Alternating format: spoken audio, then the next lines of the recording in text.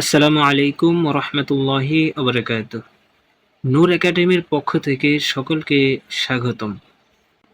আজকে আমরা আর্টিকেলের কিছু সংক্ষিপ্ত ব্যবহার দেখব।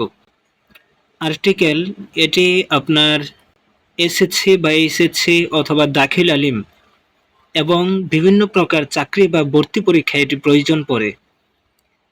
তো এটির রুলস অনেকগুলো, তো আমরা যদি সবগুলো পড়তে যাই আমরা কেমন যেন আউলিয়ে যাই বা সবগুলো ভালোভাবে বুঝে উঠতে পারি না।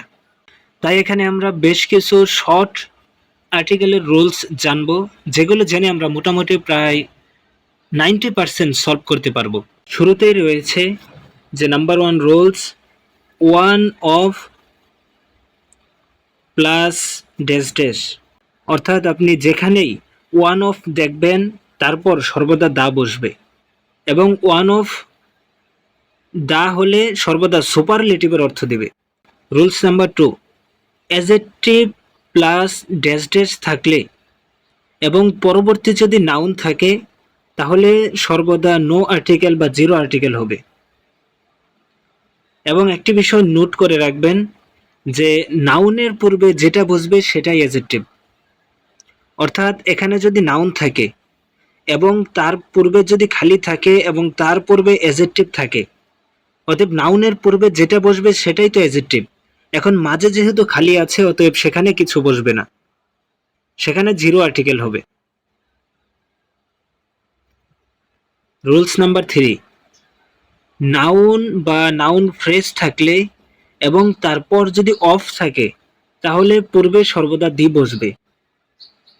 অর্থাৎ নাউন বা নাউন ফ্রেজ প্লাস অফ এর পূর্বে যদি খালি থাকে বা ড্যাশ থাকে তাহলে তার পূর্বে সর্বদা দি বসবে। Rule number 4, singular country name. এটি একটু ভালো করে খেয়াল রাখবেন। সিঙ্গুলার কান্ট্রি নেম এ সাধারণত নো আর্টিকেল বসে, যেমন বাংলাদেশ, ইন্ডিয়া এক্সেট্রা। এখানে দা বাংলাদেশ বা দা ইন্ডিয়া বা এ বাংলাদেশ এগুলো কোনোটাই বসবে না। Roll number 5, plural country name, যেমন আপনার ইউনাইটেড স্টেট বা ইউনাইটেড কিংডম, এর পূর্বে সর্বদা দি বসে। এখানে কিন্তু প্লুরাল দুটি শব্দ হয়েছে, অর্থাৎ ইউনাইটেড একটি শব্দ এবং কিংডম আরেকটি শব্দ। তো এরকম যদি প্লুরাল দেশের বা কান্ট্রির নাম থাকে তাহলে সেখানে সর্বদা দি বসবে। এখন আমরা সহজে এক নজরে আর্টিকেলগুলোর ব্যবহার জেনে নেই। এ এবং এন দুটি কখন বসবে, এ দুটির কাজ কি? এ দুটির কাজ হলো একটি বোঝাতে এগুলো ব্যবহৃত হয়, অর্থাৎ কাউন্টেবল সিঙ্গুলার নাউন বোঝাতে এগুলো ব্যবহৃত হয়। এখন এ কখন বসে আর এন কখন বসে? এ বসে তখন যখন শব্দটি কনসোনেন্ট সাউন্ড দিয়ে শুরু হয়, তখন এ বসে। আর এন বসে কখন? যখন ভাওয়েল সাউন্ড দিয়ে শুরু হয়। আমরা জানি ভাওয়েল 5টি, এ ই আই ও ইউ, কিন্তু এই শব্দগুলো দিয়েই যদি একটি বাক্য থাকে এবং তার পূর্বে যে এন বসবে এমনটা না। আপনার যেমন ভাওয়েল ইউ, এই ইউ বা ওয়া, এই ইউটা যখন ইউ বা ওয়া এর মতো উচ্চারণ হবে তখন কনসোনেন্ট ধরে এন না বসিয়ে এ বসাতে হবে। অর্থাৎ যদিও ইউটা ভাওয়েল কিন্তু ইউ বা ওয়া এর মতো উচ্চারণ হওয়ার কারণে এটা কনসোনেন্ট সাউন্ড দিয়েছে, তো এই কারণে এ বসবে এন না বসে। এই সূক্ষ্ম বিষয়টা মাথায় রাখবেন। আমরা এ এবং এন এর ব্যবহার জানলাম, এখন জানবো দি এর ব্যবহার।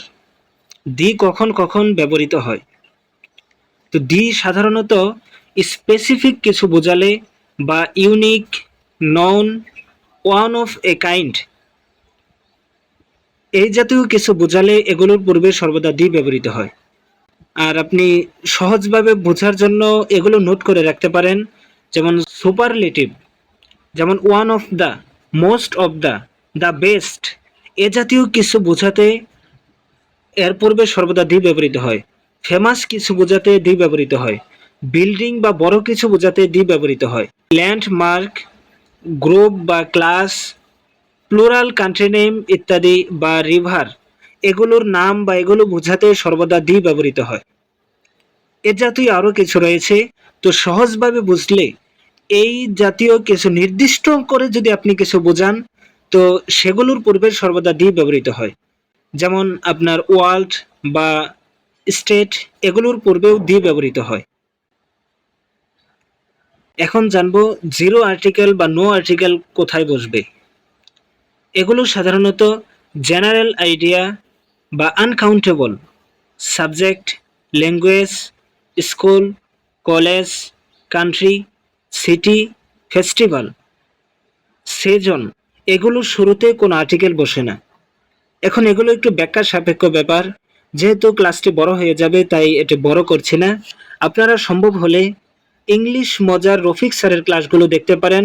আপনারা যারা এইচএসসি বা আলিম 26-এ রয়েছেন, আপনাদের জন্য স্যার ইংলিশের এই গ্রামাটিক্যাল বিষয়গুলো সুন্দর করে সাজিয়ে ক্লাস করাচ্ছেন।